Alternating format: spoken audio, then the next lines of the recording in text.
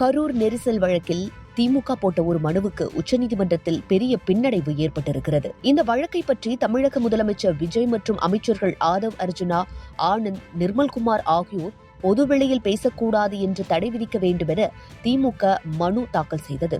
ஆனால் அந்த மனுவை விசாரித்த நீதிபதிகள், இது என்ன கோரிக்கை? அவர்கள் பேசினால் நீங்கள் பதில் பேசுங்கள்.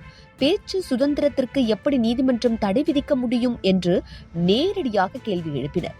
அது மட்டுமல்ல, இந்த மனுவை தள்ளுபடி செய்யவே நினைக்கிறோம், இதை நீங்கள் வலியுறுத்தாமல் இருப்பதே நல்லது என்றும் தெரிவித்தனர். இதனையடுத்து திமுக தரப்பே தனது மனுவை வாபஸ் பெற்றது. நீதிமன்றத்தில் திமுகவுக்கு கிடைத்த முதல் அதிர்ச்சி இதுதான். இதோடு விசாரணை முடியவில்லை. திமுக தரப்பு முதல்வர் விஜய் நிவாரணம் அறிவிக்கிறார், அரசு வேலை தருவதாக சொல்கிறார், இதனால் வழக்கு விசாரணை பாதிக்கப்படும் என்று வாதிட்டது. ஆனால் அதையும் நீதிபதிகள் ஏற்கவில்லை. உயிரிழந்தவர்களின் குடும்பங்களுக்கு நிவாரணம் கொடுப்பதும் வேலை கொடுப்பதும் எப்படி விசாரணையை பாதிக்கும் என்று நீதிபதிகள் கேள்வி எழுப்பினர். மேலும் முதல்வர்தான் முதல் குற்றவாளி என்று திமுக தரப்பு கூறிய போது முதல் தகவல் அறிக்கையிலேயே அவரது பெயர் இல்லை, நீதிமன்றத்தை அரசியல் மேடையாக மாற்றாதீர்கள் என்று நீதிபதிகள் கூறியதாக நீதிமன்ற நடவடிக்கையில் பதிவாகியுள்ளது. இதனால் திமுக முன்வைத்த முக்கிய வாதங்கள் எதையும் நீதிமன்றம் ஏற்கவில்லை. இந்த வழக்கில் மிகவும் முக்கியமாக பேசப்படுவது நீதிபதிகள் கூறிய ஒரு கருத்துதான். அவர்கள் பேசினால் நீங்கள் பதில் பேசுங்கள் என்ற ஒரு வரி ஜனநாயகத்திற்கு கருத்துக்கு கருத்துதான் பதில் என்பதை காட்டுகிறது. அரசியலில் யார் என்ன பேசுகிறார்கள் என்பதை முடிவு செய்வது நீதிமன்றத்தின் வேலையல்ல என்பதையும் நீதிபதிகள் தெளிவுபடுத்தியதாக சட்ட வட்டாரங்கள் தெரிவிக்கின்றன. ஒரு அரசியல் கட்சி பேசுவதை நிறுத்தச் சொல்லி நீதிமன்றத்தில் தடை கேட்பது சரியான வழி அல்ல என்பதையும் இந்த விசாரணை உணர்த்தியிருக்கிறது.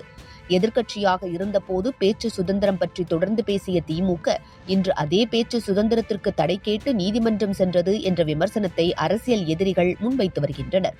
ஆனால் அந்த முயற்சிக்கு உச்சநீதிமன்றமே ஒப்புதல் அளிக்கவில்லை. மாறாக மனுவையே வாபஸ் பெறும் நிலை ஏற்பட்டிருக்கிறது.